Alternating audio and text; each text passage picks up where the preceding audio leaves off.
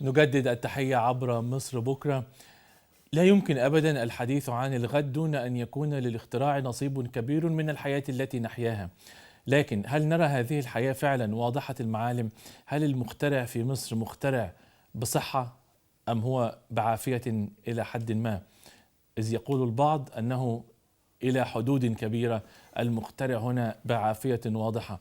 متى يمكن للمخترع أن يحيا حياة طبيعية يستطيع من خلالها تنفيذ اختراعه، ومن ثم يستطيع الوصول إلى العالمية؟ شأنه شأن كل من يحاول في بلده أن يجتهد وأن يبتكر من أجل الصالح العام. نرحب بضيوفنا الكرام، نرحب بالمهندس محمد فوزي المخترع وعضو بنك الأفكار، أهلا وسهلا. اهلا وسهلا بحضرتك. ونرحب بالأستاذ أحمد زكريا عضو مجلس إدارة جمعية بنك الأفكار والمستشار الإعلامي للجمعية، أهلا وسهلا. اهلا وسهلا استاذ عمر، وانا سعيد جدا باللقاء وبالتلفزيون المصري، وننتهز الفرصه ونقول كل سنه وحضراتكم طيبين وجميع المصريين في بقاع جمهوريه مصر العربيه بخير. كل سنة وحضرتك طيبين. حضرتك طب تأذن لي باشمهندس لو نبدأ مع الأستاذ أحمد زكريا بصفته يعني متحدثا باسم الجمعية، يعطينا النبذة. هي الجمعية انشأت في عام 2009، تمام. وكما ذكرت حضرتك هي خاضعة لوزارة التضامن الاجتماعي. تمام. طيب ادينا نبذة عن الجمعية، وهننطلق إلى يعني من إيجابيات، وهنذكر برضو كثيرا من السلبيات التي أحاطت بهذا الاسم. تمام. هي جمعيه بنك الافكار جمعيه تابعه لوزاره التضامن الاجتماعي، مشهره لسنه 2009. جمعيه بنك الافكار جمعيه هدفها الرعايه الثقافيه والعلميه للمجتمع ككل، ورعايه الاختراعات والابتكارات بشكل خاص. بنشتغل زينا زي المجتمعات، زي مؤسسات المجتمع المدني، بنشتغل في أنشطة مختلفة. لكن أهم مجال احنا من أول الجمعيات اللي بتشتغل في مجال البحث العلمي في مصر. عندنا مجموعة من المبادئ اللي احنا متأثرين بيها، زي مثلا إن الإنسان لم يولد هباء ولكن ولد ليبدع ويطور ويبتكر. إن الحقيقة دايما بتبدأ بحلم. ودي مش شعارات، لا، دي مبادئ راسخة جوانا. طيب انا قبل ما انتقل، لان احنا نتكلم مع المهندس محمد فوزي، ليه يعني لماذا تهاجمون؟ يعني إيه ليه فكره انكم لا تحافظون على المخترع بشكل حقيقي؟ يعني لماذا لا يدخل تحت هذه المظله ويعيش يعني امنا في كنفها وفي ظلالها؟ تمام. هو ده سؤال جميل جدا، ويعني انا سعيد ان حضرتك سالته لي. السؤال ده بيتلخص في حاجات يعني كتير. اول حاجه، دور الجمعيه ايه مع المخترع؟ تمام. الجمعيه بتشتغل مع المخترع بمجرد ما يبقى عنده فكره بيفكر فيها. بنساعده في كتابه الفكره وتوثيقها وحفظها والملكيه الفكريه ليها، حفظ الملكيه الفكريه ليها. وبعد كده بنساعده في عمل نموذج اولي للفكره اذا كانت قابله للتصنيع. وبعد كده بنسوق الفكرة من خلال الإعلام، سواء صحافة أو تلفزيون. وبنسوق الفكرة، بنوصل أو بنكون يعني بمثابة حلقة الوصل. جمعية بنك الأفكار بالأخص بتكون حلقة وصل بين المخترع وبين المسؤول وبين رجال الأعمال، من خلال اللقاءات المباشرة، من خلال المؤتمرات، الندوات، كل الكلام ده. لكن في مشكلة بتواجهنا وبتواجه كل المخترعين في مصر، وهي مشكلة الملكية الفكرية. الملكية الفكرية في اتفاقية عاملاها وتمويل للاختراع. هو مش كل الناس بتقتنع، يعني مش كل الناس بتقتنع كرجال أعمال بكل الأفكار. يعني آخر مشكلة كانت مشكلة أستاذ محمد الصاوي، اللي هو عنده 17 سنة واخترع السد الذكي، اللي هو راح الإمارات نفذ الفكرة. الحقيقة الجمعية ساعدته بشكل كبير جدا، وإن هو يعرض. هو عضو الجمعية من 2013، ساعدناه بشكل كبير في إن هو يعرض أفكاره في ساقية الصاوي، وقدام مجموعة كبيرة جدا من أعضاء هيئة التدريس، من رجال الأعمال، من المستشارين العلميين والفنيين والمتخصصين.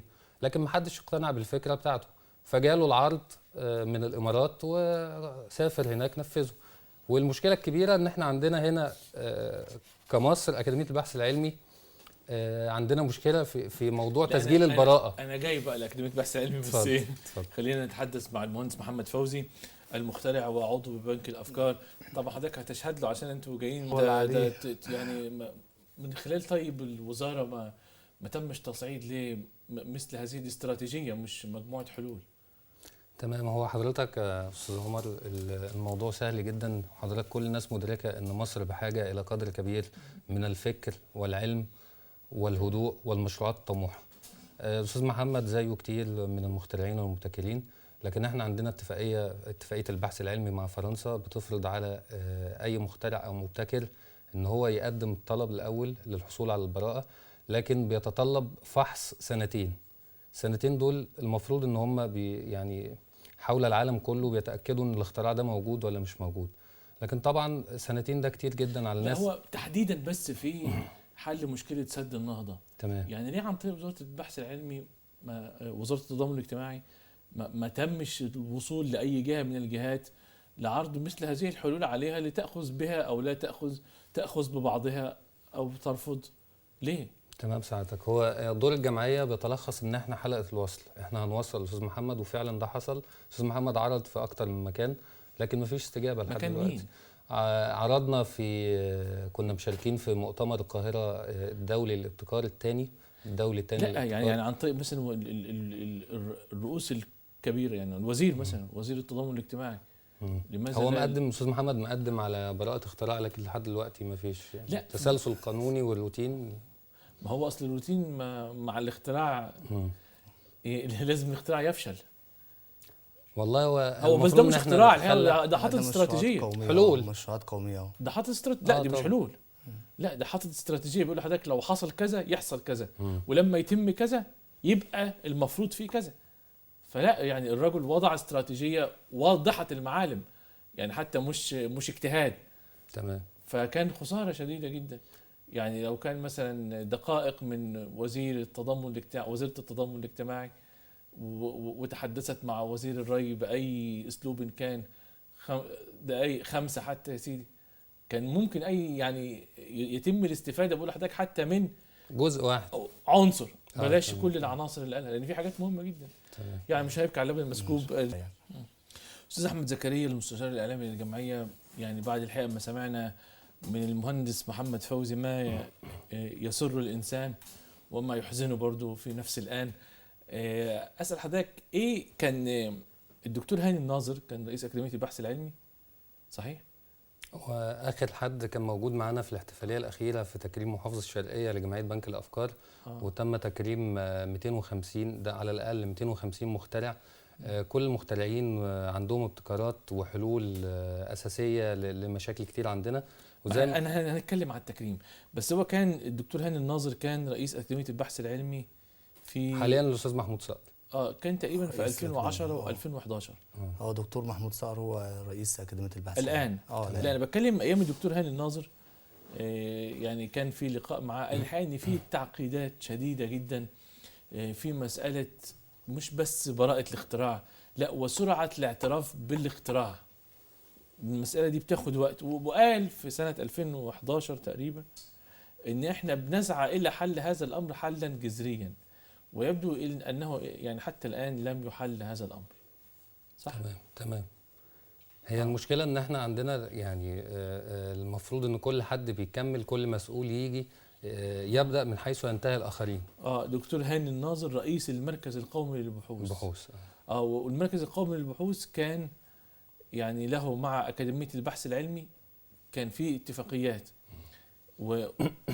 وهل تقريبا مع الجمعية كان في اتفاقيات ولا ما كانش فيه، ولا حضرتك ما تذكرش؟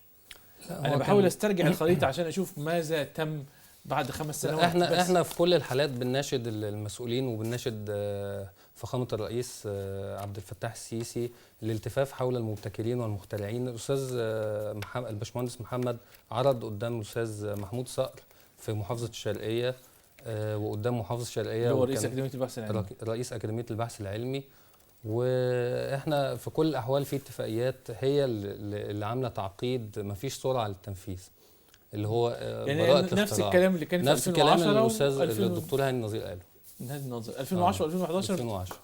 احنا دلوقتي 1/1/2016 الوضع على ما هو عليه. احنا بنأمل ان يبقى في تغيير ملموس يعني يشعر الناس دي، لان الشعب المصري شعب عاشق للمعلومه والابتكار، وعنده حاجات كتير جدا. زي ما قال الاستاذ خالد زنون رئيس جمعيه بنك الافكار قبل كده، احنا 90 مليون مواطن، لو كل مواطن مننا فكر في حل المشكله هيبقى عندنا 90 مليون حل.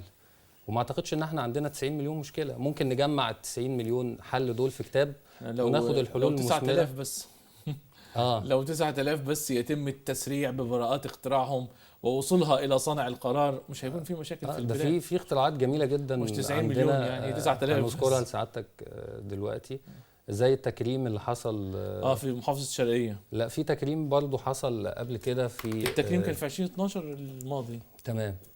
كان بمناسبه كان المهندس محمد فوزي هناك وعرض. كان موجود كان موجود. احنا حصل لنا تكريمين خلال حصاد ديسمبر 2015. حصل تكريم الاول وفازت جمعيه بنك الافكار على المركز الاول للابتكارات والاختراعات. كان في مؤتمر القاهره الدولي للابتكار، وهو ده المؤتمر الثاني، مؤتمر القاهره الثاني الدولي للابتكار، وشاركنا ب10 افكار و10 اختراعات. والحقيقه تم التكريم بفكرتين. الفكرة الأولى هي الحوائط الذكية، الأستاذ سمير المليجي هو اللي اخترعها، هو صحفي في أخبار اليوم. والفكرة الثانية كانت بتتكلم عن ماكينة الفايبر جلاس، والفايبر جلاس دي اللي اخترعها الأستاذ مجدي شرف وهو بيشتغل محاسب. هنعرف احنا كل حاجة عن الحوائط الذكية وإيه فايدتها وإيه مميزاتها، ولو الوقت يسمح يعني.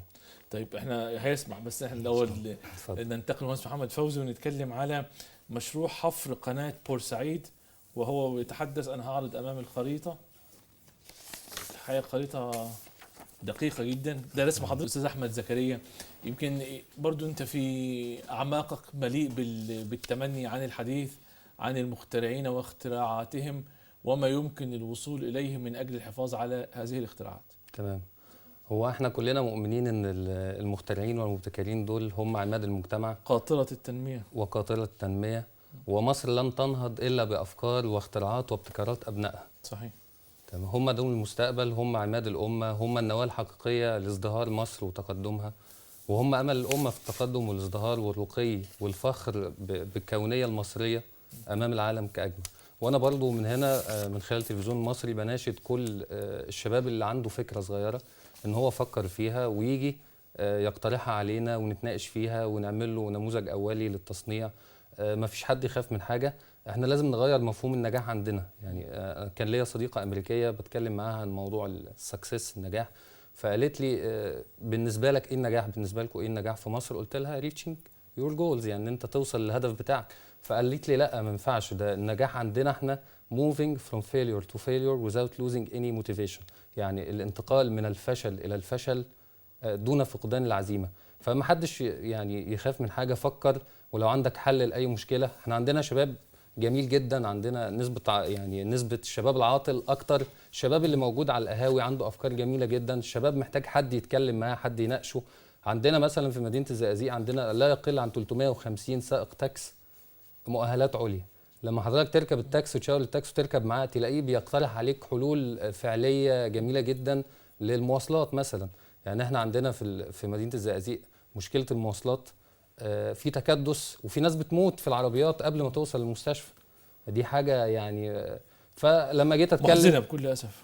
طبعا لما جيت اتكلم مع شاب جميل من الشباب المؤهلات العليا اللي بيشتغل في التاكس، فقال احنا عندنا كذا حل. اول حل وايه سبب المشكله كمان، يعني اقترح السبب والحل. تمام، دي اجمل حاجه ان انت تقترح حل. فهو قال لي ان سبب المشكله احنا جزء من السبب الرئيسي في المشكله المسؤولين. احنا عندنا مواكب كتير جدا بتمشي، الموكب بيمشي قدامه عربيتين ثلاثه وورا عربيتين ثلاثه وعلى اليمين وعلى الشمال، فده بيحصل تكدس. الشوارع تبقى مقفوله. طبعا في كل دول العالم المتقدمه والدول اللي خارج مصر في طريق خاص بالطوارئ، طريق يمين وطريق شمال رايح وجاي، وفي طريق خاص بالطوارئ لا يمكن اي حد ان هو يمشي فيه الا الحالات الحرجه والطوارئ.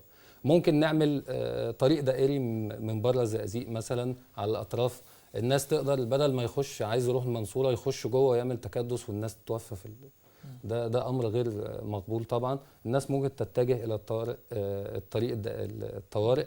في حاجه تانية برضو مهمه، ممكن نعمل زي التليفريك زي بتاع لبنان يساعد الناس اسعاف طاير. دي مشكله. قصدك حضرتك الافكار موجوده لكن الافكار موجوده والشباب مليء بس هو برضو ايا كانت الافكار موجوده وايا كان حماس الشباب، انت محتاج لجهه تنفيذيه، تمام. تستطيع ان هي وانا بضم صوتي لصوت حضرتك، صوتي لصوت حضرتك. هو الجهات التنفيذيه يعني بتنقسم ما بين مسؤولين ورجال اعمال. مش كل رجال الاعمال بيقتنعوا بكل الافكار، ومش كل المسؤولين بيساعدونا. حضرتك في ازمه في مصر تحديدا ما بين رجال الاعمال وما بين المخترعين. قناعة رجل الأعمال بالمخترع دي محتاجة ثقافة تحتاج يمكن لسنوات قادمة. تمام. رجل الأعمال اللي بيقتنع بكده بيبقى أحد رجال أعمال الدولة الذين يعني ينشدون وطنية ما يتمنون هو لها أن خلينا تتم. فإحنا كده منصفين. تمام. لكن أنا عايز أقول لحضرتك إيه، إن يعني مش هنعول على رجال الأعمال إلا أن تكون الدولة وسيطا بينهم وبين المخترعين. في هذه الحالة يمكن لرجل الأعمال أن يضمن اختراعا، لكن هم ما بيقتنعوش بكل اختراعات. المهندس محمد يمكن عاش تجربة أو ما عاش، ما أعرفش الحقيقة، مع رجل أعمال. لكن إيه مدى قناعة رجل الأعمال، خاصة إذا كان يدور في فلك معين وصاحب أفق محدود، فدي تبقى أزمة فوق الأزمة. فأنت حضرتك محتاج زي المأذون كده، محتاج الدولة تبقى هي وسيط ما بين هذا وذاك من أجل الوصول إلى بر الأمان. فهل ده ممكن؟ يعني أنت حضرتك طرقت أبوابا مثلا لم تطرق من قبل، ما احنا عايزين حلول خارج تمام، خارج تقليدية الروتين الممل اللي احنا عايشينه. تمام. هو زي ما انا قلت لحضرتك، انا بضم صوتي لصوت حضرتك برضو، وبناشد من هنا جميع المسؤولين، السيد محافظ الشرقية الجديد اللواء خالد سعيد، وجميع المسؤولين في الدولة. محافظ الشرقية القديم لما احتفى بيكوا كان ايه النتيجة؟ النتيجة ان هو اقتنع بفكر جمعية بنك الافكار، لكن للاسف في حركة التغييرات الجديدة لا يعني بعد قناعاته دي حصل ايه؟ هو حصل تكريم من قبل السيد الاستاذ الدكتور رضا عبد السلام محافظ الشرقية السابق لاكثر من 250 مخترع من حلايب للشلاتين، لكن من حلايب وشلاتين للعالمين، من جميع انحاء الجمهورية. وما بعد الاقتناع، ما بعد الاقتناع كان موجود. التكريم حلو والاقتناع بالكلمات تمام. حلو، تمام. لكن ما بعد الاقتناع هو الآلية ايه بقى؟ كان موجود الأستاذة المستشارة تهاني الجبالي نائب رئيس المحكمة الدستورية السابق، وكان موجود الأستاذ محمود صقر رئيس أكاديمية البحث العلمي. تمام. لكن أنا بناشد كل المسؤولين على عقد قران. على الآلية بقى. ما أنا يعني بقول حصل لحضرتك إيه؟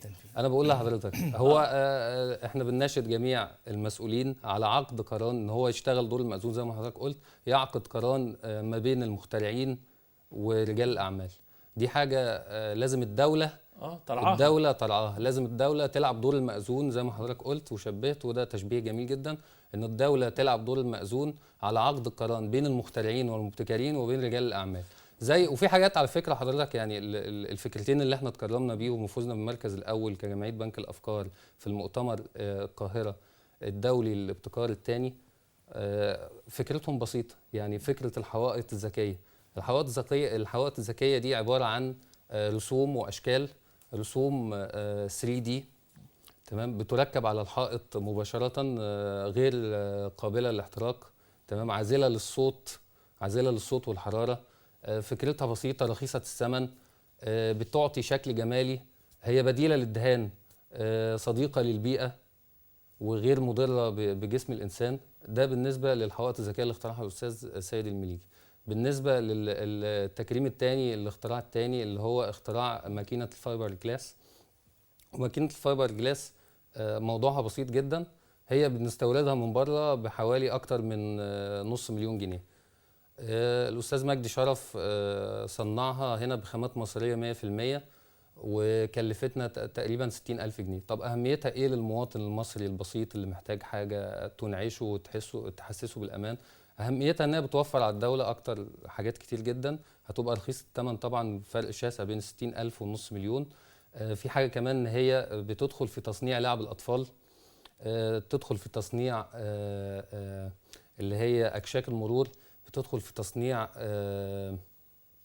صناديق القمامة، تمام، وغير قابلة لا للحرق ولا للكسر ولا للاشتعال. ففي أفكار بسيطة كتير لازم إن الدولة تتبناها، وإن المسؤولين يجتمعوا ببنك الأفكار وأعضاء بنك الأفكار والمخترعين بشتى الطرق ويحاولوا يساعدوهم. وبعدين أنا برضو الأستاذ محمد كان بيقول إن هو تردد كذا وقت. إحنا مش عايزين حد يتردد، مفيش حد. هو طب أنا هتردده ودخل الساحة، بس إحنا عايزين من يلتقط.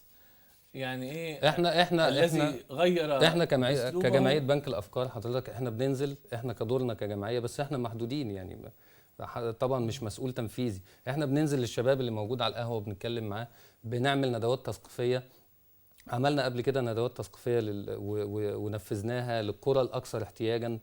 تمام. والاحتياج مش مادي بس، ده في احتياج معنوي. في ناس كتير عندها جهل وعندها بئر مليء بالحرمان ومفيش معلومات، مش عارف يفرق بين اي حاجه. بئر الحرمان دي روايه، انت بتقرا روايات كتير ولا اه طب مهندس محمد فوزي، يعني اكيد رغم ان حضرتك رجل عملي بس اكيد لك تمنيات، تمنيات تتعلق بالعاطفه الانسانيه الى حد كبير. يعني في من يلتقط مثل هذه الابداعات لتكون يعني نجاة لقاطرة التنمية في مصر، بيراودك ايه؟ يعني بتتخيل ايه بعيدا بقى عن ماذا يتمنى في 1/1/2016 من جراء موقعه كمستشارا اعلاميا لجمعية بنك الافكار؟ اكيد على مدار سنوات سيطرت بقى عليك احاسيس كثيرة مش احساس واحد. ما هو التمني الذي يدور برأس الإعلامي داخل مثل هذه المؤسسات لأن عليه حملا ثقيلا؟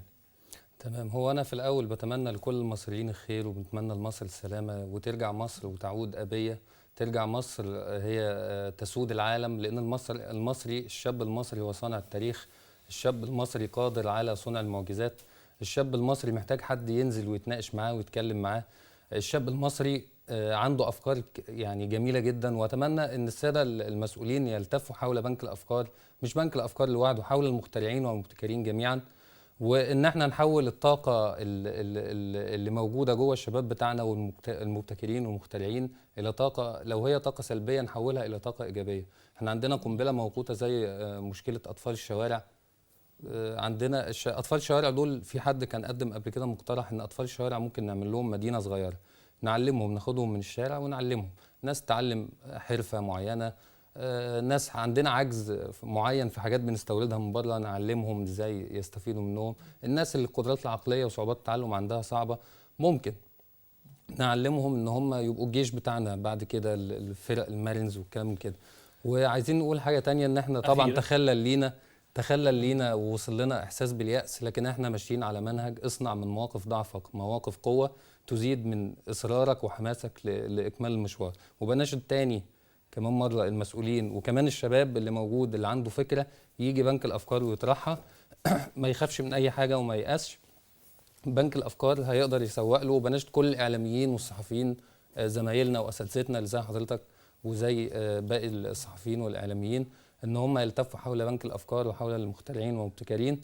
ويا رب خير لمصر دايما، وكل سنة وانتم طيبين. يا رب. أشكرك شكرا جزيلا أستاذ أحمد زكريا، عضو مجلس إدارة بنك جمعية الأفكار والمستشار الإعلامي. وأشكر شكر جزيلا المهندس محمد فوزي المخترع المحترم وعضو بنك الأفكار. شكرا جزيلا.